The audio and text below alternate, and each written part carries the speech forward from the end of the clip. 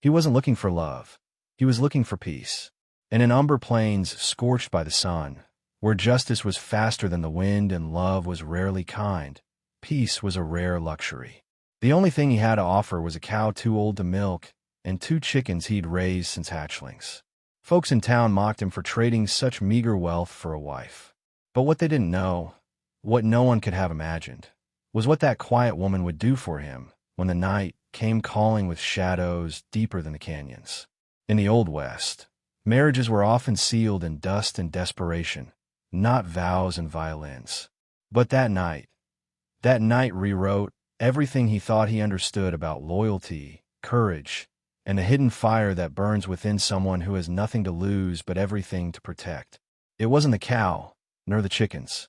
It wasn't even the house she moved into, made of crooked nails and second-hand timber.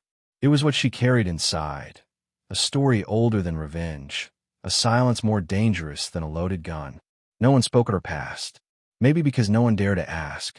But those who saw the glint in her eyes when she stood alone on the porch under the moonlight, they knew. They felt it. This wasn't a woman bought or owned. She wasn't some fragile bride handed over in barter. She was something else entirely. And when the darkness came to test them, to take what little they had, she became the one thing no man, no outlaw, was prepared for. This story isn't about livestock. It's not about some old rancher who wanted a cook or company. It's about what happens when a man gives what little he has, and a woman gives what no one else can. It's about the night everything changed. And when you hear what she did, you'll never forget her either. Stay with me until the end, because once you know what really happened that night, you'll understand why he could never speak of it without trembling. The first weeks of marriage were quiet. He was a man of few words, and she was silence made flesh. She moved through the house like smoke through cracks in wood, always present, but never imposing. She cooked with the same calm she showed when skinning a rabbit or patching up his wounded hand after a skirmish with a loose fence post. There was something eerie about how she always knew what needed doing without asking. It was as if she had lived this life before, somewhere in another dusty corner of the West, where men vanished and women learned to survive with their eyes open and their mouths shut. He didn't question her. In the Old West, questions were luxuries for those who had time to waste, and time was something he didn't have. Coyotes were circling the cattle pen again, and the winter promised to be cruel. But she handled it all with a kind of grace he couldn't explain. She didn't smile much, but when she did, it looked like a secret had slipped through the cracks of her past. And it haunted him, in the best way. Some nights, when the wind hit the walls and the fire dimmed low, he'd lie awake, listening to her breathing. It was steady, strong, but he could tell she never truly slept. She rested like someone trained to hear footsteps in the dark, like a survivor of something she never spoke of. One night, he caught her standing by the window, holding a knife, watching the tree line. When he asked what was wrong, she just whispered, "Not yet." Then she turned and went back to bed, leaving the blade tucked under her pillow. Neighbors began to talk. They said he married a ghost, said she had come from a place no map dared to mark. One old widow from town swore she saw her once in a gang of outlaws years ago. Young, fierce, riding like the devil himself was on her heels. But every time he asked her where she'd come from, she'd give a different answer. Montana, New Mexico, Dakota Territory. He stopped asking, not because he didn't care, but because part of him feared the truth. Still, there was peace for a while. A fragile, trembling kind of peace that clung to them like the morning mist. But out here, peace never lasts. Not when men carry old grudges and young rifles. And not when the woman you married for a cow and 2 chickens is hiding something that could burn your whole world down. It started with a single boot print in the mud.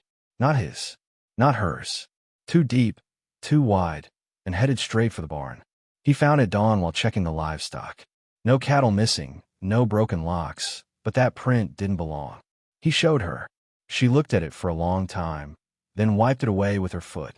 No words, just a glance. Cold, focused, like someone calculating how many seconds she had left before something terrible arrived. That same night, she moved the bed. Not to another room, to another wall. The one facing the door. She placed the shotgun under the floorboard nearest her hand, then began tying a line of bells across the windows with wire. When he asked her what she was preparing for, she simply said, "Old ghosts don't knock." He didn't press her, but something shifted in that house.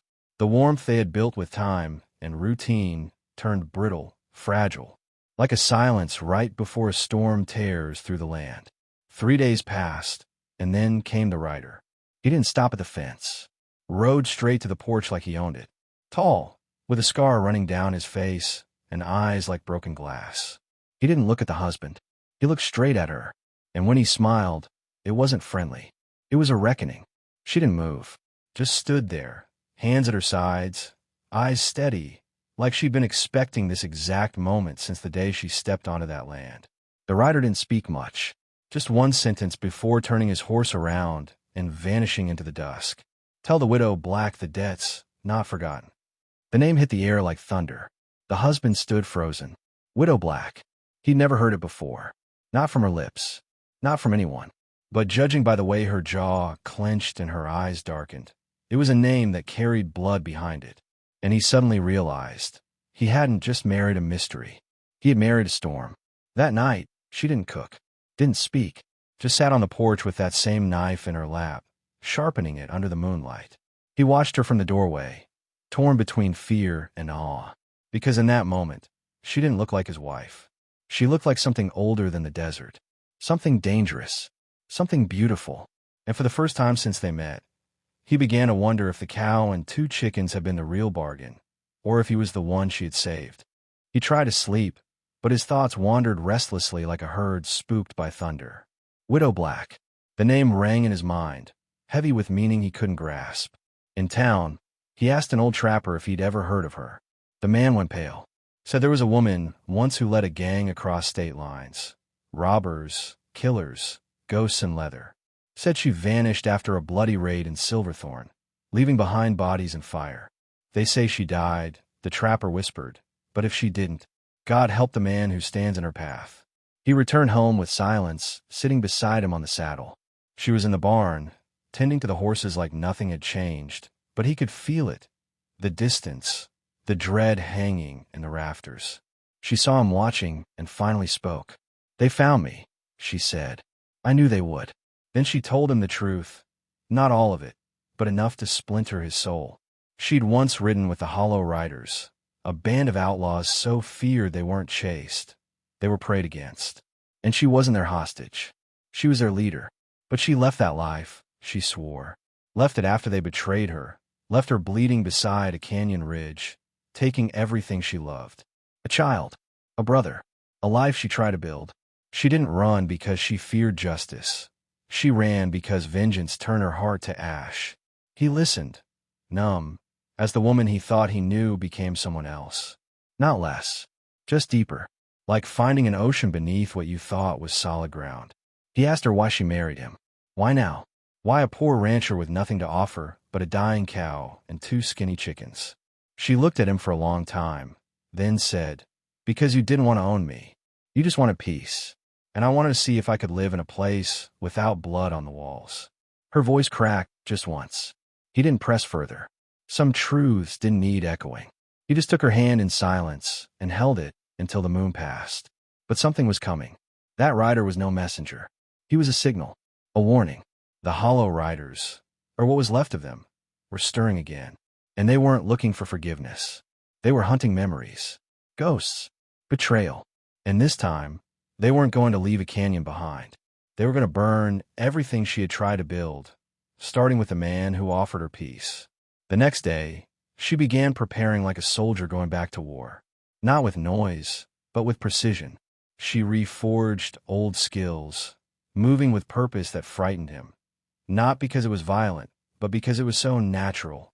She sharpened blades, loaded weapons, scouted the land like it was a battlefield. The cabin wasn't just home anymore. It was a fortress, and she its final wall. He tried to help, but she kept him at the edge. "This fight isn't yours," she said. "They want me. They'll come through you to get to me." That cut deeper than he expected. He wasn't a coward. He'd fought rustlers, wolves, droughts, and death. But this was different. This was a war written in blood long before he ever met her. And yet, he couldn't just stand aside. He had something to protect now. Someone. By the end of the week, he convinced her to train him, not just how to shoot, but how to think like they would. They hunt like wolves, she said. Fast, cruel, and without warning. If you want to survive, don't wait for the knock. Hear the breath before the footstep. Her words became his gospel. Every creak in the floor, every flicker of shadow, every gust of wind, he noticed it now.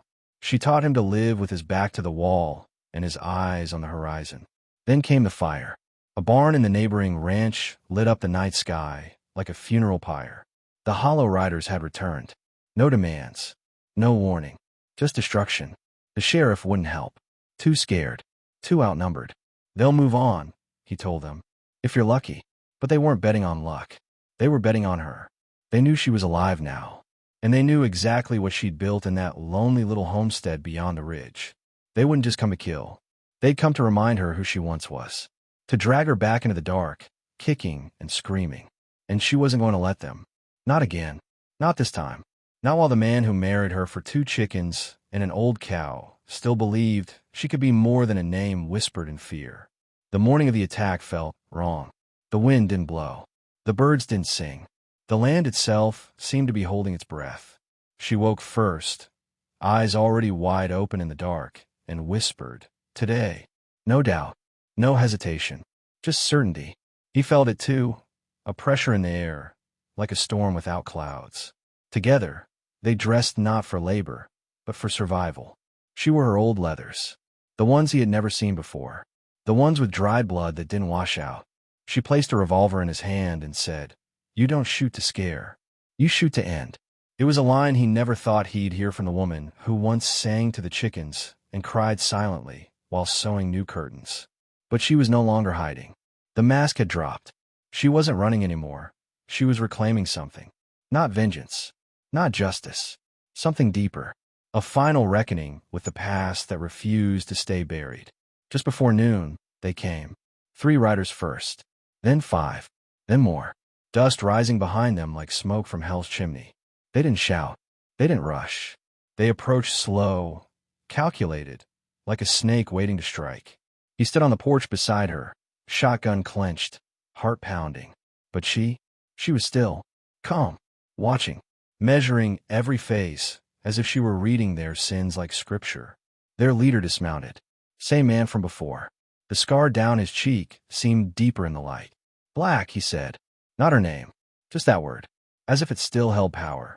As if she still belonged to it. She stepped forward, past the fence, past her husband's trembling hand. "You shouldn't have come," she told him. Her voice was low, clear cutting. The man laughed, but there was no joy in it. Only hate. And then it began, not with a scream, not with a shot, with her charging first. Fast as lightning. He barely had time to react before bullets tore through the silence. The porch splintered, the barn door exploded, horses reared in panic. She moved like a ghost through fire. Rage, precision, memory. Every shot she fired was a story unfinished. Every cry was a chapter closed. And he, shaking but steady, stood his ground. Not beside her, behind her. Because this wasn't his battle. It was her final verse. The fight felt like it lasted hours, though it was only minutes. Smoke curled through the air like serpents. The ground was littered with the fallen, some writhing, some still. He had killed a man. His hands wouldn't stop shaking, but his eyes stayed on her. She didn't hesitate. Every move she made told of experience, loss, fury. She wasn't just defending her home. She was reclaiming her name from the filth that dragged it through blood and ash. But then came the scream. Not hers. His. The scarred rider had circled around, found an opening. Steel glinted. A blade meant for his ribs. She saw it first. Moved faster than thought. The knife meant for him landed in her side. A clean stab. Deep. She dropped to her knees, but didn't fall. Didn't cry out. She simply turned the gun and ended it. One shot. One name buried forever. He ran to her. Caught her as she collapsed. Blood soaked her dress. Her breath shallow. "It's done," he whispered. "You're safe now." But she shook her head, faintly. "You're safe," she said. That mattered more to her than breath, than pulse, than anything. He pressed his hand to the wound, begging her to stay awake. To fight. But she just smiled, weak but satisfied. "Tell them. I never ran," she said. "Not really. Help came late, but it came." Townsfolk who once whispered her name with fear now looked at her with reverence. The sheriff said nothing, just nodded, quietly ashamed. No one questioned the bodies. No one asked what she had done. They only saw what she had become. A myth made flesh. A woman who traded violence for peace and defended it with everything she had. She survived, barely. Weeks of healing. But something in her had shifted. Not broken, settled. For the first time since he met her, she looked free. Truly free. The past no longer chained to her shadow. He watched her mend fences again, feed chickens, brush her horse, and smile. Really smile. And he realized she hadn't just survived the Old West. She had rewritten it. Word of what happened spread like wildfire across the frontier. Ranchers, drifters, even bounty hunters passing through began to whisper the tale over firelight and whiskey. Not the tale of the Hollow Riders, but of the woman who ended them. Of Widow Black, who faced her past and bled for a quiet life on the edge of nowhere. They called her the Desert Widow, the Iron Bride, even the Ghost Wife. But those were just names, attempts to wrap myth around a truth too sharp to hold barehanded. She didn't care for titles. All she wanted now was stillness. Not silence, not fear, stillness. She planted wildflowers where blood had soaked the earth, painted the porch rail white again, hung new bells from the windows, not as warnings, but as wind chimes. She cooked more, sang to herself, sometimes laughed, a sound he never knew he needed until it filled the room like sunlight. Every trace of the gang was gone, but her scars remained, not as shame, but as proof. Proof that she had lived, fought, and chosen love over fire. Still, he knew it haunted her. Not the violence, but the question, what if she hadn't made it? What if he had died instead? The burden of survival weighed differently when you had something to lose. She began training him more seriously, not for war, but for wisdom. How to track without being tracked. How to read signs others ignored. How to listen to the land. This world doesn't forget, she said, and it doesn't forgive, but it does watch. Sometimes, at dusk, she would ride out alone, always to the same ridge, always returning before the stars took full hold of the sky. One evening, he followed, quiet, careful. From behind the trees, he saw her kneel beside a small, unmarked grave. Two, actually, side by side. She spoke no words, just placed a single feather between them, then mounted her horse and returned home, never knowing he'd seen. But now he understood. Her ghosts weren't chasing her anymore. She was visiting them, honoring them. And he stopped seeing her as the woman he married for a cow and 2 chickens. That tale no longer held weight. He saw her now as a keeper of truths too heavy for most men to carry. A protector not just of land, but of legacy. He had married more than a woman. He had married a legend. And legends, once born in blood, don't vanish. They root themselves in the soil and wait to bloom. Spring came like a whispered apology from the sky. The hard earth softened, the wildflowers bloomed in reckless colors, and the cattle grazed with peace in their bones. Their home, once a fortress, became something gentler. She built a garden behind the barn, not just for food, but for color, for life. He'd find her there at sunrise, hands in dirt, eyes lifted toward the hills like she was finally learning to trust the horizon. One afternoon, a stranger arrived. A boy, maybe 17, dust on his boots, fear in his posture. He held a letter in one hand, a revolver in the other, but neither looked like they belonged to him. She met him at the gate, studied his face, and said softly, "You're his son?" The boy nodded. "They told me you killed my father," he muttered. Her answer was simple. "I did." No excuses, no defenses, just the truth, offered like water. But then, she did something he didn't expect, something no one expected. She sat him down, poured coffee, and told him the story. Not just of the fight, of everything. Of the choices that shaped her, the love she found, the ghosts she buried. And the boy listened. At first stiff, then stunned, then still. When he stood to leave, he left the revolver on the table. "I came for revenge," he whispered, "but I think I found a reason not to follow his path." She watched him ride away, eyes distant. Later, her husband asked if she was afraid he'd return. "No," she said. He's free now. I saw it in his shoulders. She had learned something few people in the West ever did. How to break the cycle. How to stop the blood from calling for more blood. It wasn't just bullets that protected them anymore. It was truth. Hard, painful, healing truth. And yet, beneath it all, she knew peace was never permanent. That's the law of the land. But for the first time, she no longer feared its fragility. Because she had seen what she could survive. She had faced what she once fled. And more importantly, she had chosen her life, every part of it, from the man who offered 2 chickens and a cow, to the silence she earned after the final shot. Time softened the edges of their days. The sharp urgency of danger faded into the rhythm of morning chores, evening fires, and slow dances under starlit skies. She began teaching at the small schoolhouse that had reopened in town, just once a week. Stories mostly. History. Not from books, but from memory. The children loved her, though they didn't understand the weight behind her calm eyes. To them, she was just Miss Black, the woman who spoke of buffalo trails and outlaw tricks with a voice that held both thunder and lullabies. But to the older folks, those who remembered fire in the night and names that once meant death, she was something else. They watched her with a mix of reverence and guilt. Reverence for what she had done. Guilt for what they never dared to. A few tried to apologize for turning their backs on her when the past came knocking. She never asked for their words.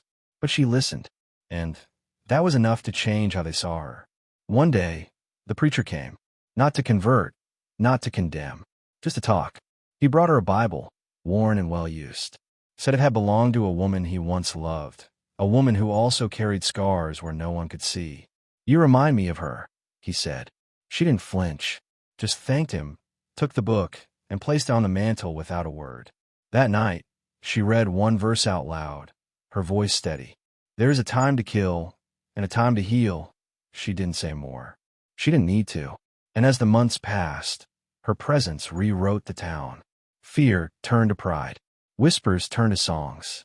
One day, a traveling musician arrived, singing tales he had heard from miners and traders.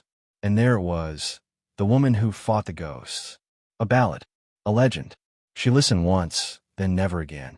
Not because she didn't believe it, but because it reminded her of a life she had buried beneath her garden and stitched into the seams of her new dresses.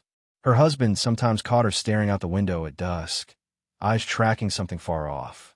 He asked once what she saw. She smiled, touched the side of her waist where the scar still rested, and said, "Not danger, just distance. And I'm finally on the other side of it." He nodded. He didn't need to understand every wound. He just needed to be the home where she no longer had to bleed. Years passed. The cabin grew, room by room, porch by porch, until it became more than a shelter. It became a story carved into wood and weather. Children came, not their own, but orphans from nearby towns, drifters needing warmth, kids who had seen too much and needed to be reminded that love could grow in dust. She took them in, taught them to ride, to cook, to aim straight, but more than that, to stand still when the wind tried to knock them over. One girl, red-haired and fierce, once asked, "Miss Black, why do they say you were a killer?" She didn't deny it. She just replied, "Because I was, but only because I had to be." Then she knelt, looked the girl in the eyes, and added, "But I'm a builder now, and so are you." That girl grew up to become the first woman sheriff in the county. When asked who trained her, she only said, "A woman who taught me that fear doesn't get the last word." As for her husband, he aged slower with her at his side. Their love wasn't the kind that burns fast. It was the kind that stays warm through winter. He still looked at her with that mix of awe and disbelief, still whispered to himself at night, "How did I ever earn her?" She once caught him saying it and smiled. "Because you never tried to earn me," she replied. "You just saw me. That was enough." Eventually, a historian came to town, asking for records, stories, anything about the Hollow Riders. She refused the interview, but she handed him a box, old, sealed with leather and string.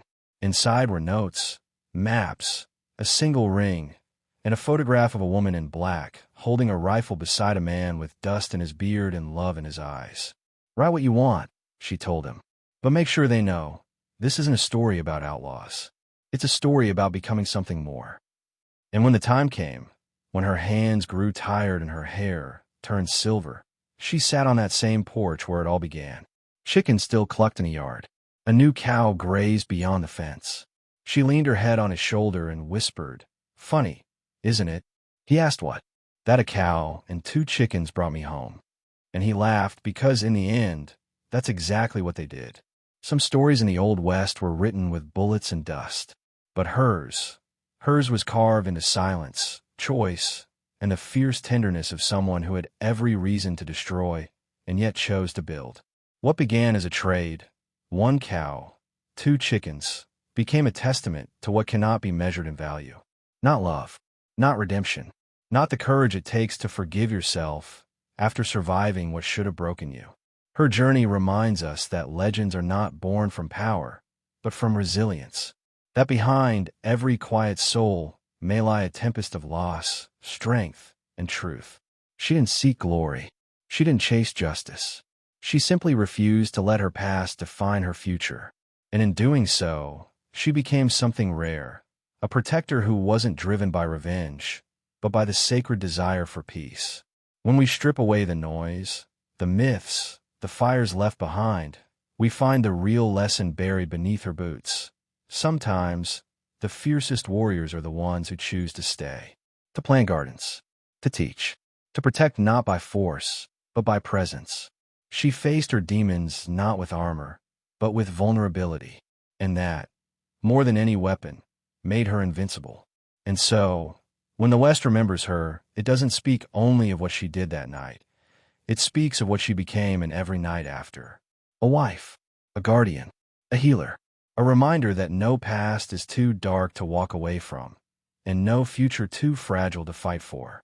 We don't choose how we enter the world, but we do choose how we leave our mark on it. She chose love, and that made all the difference. If her story moved you, if it made you reflect on what it means to protect, to change, to grow, then stay with us. Subscribe to this channel so these stories never get lost to time. Like this video if it stirred something inside you. And leave a comment below. Share your thoughts, your feelings, your fire. Because in the end, stories like this only live on when hearts like yours keep them alive.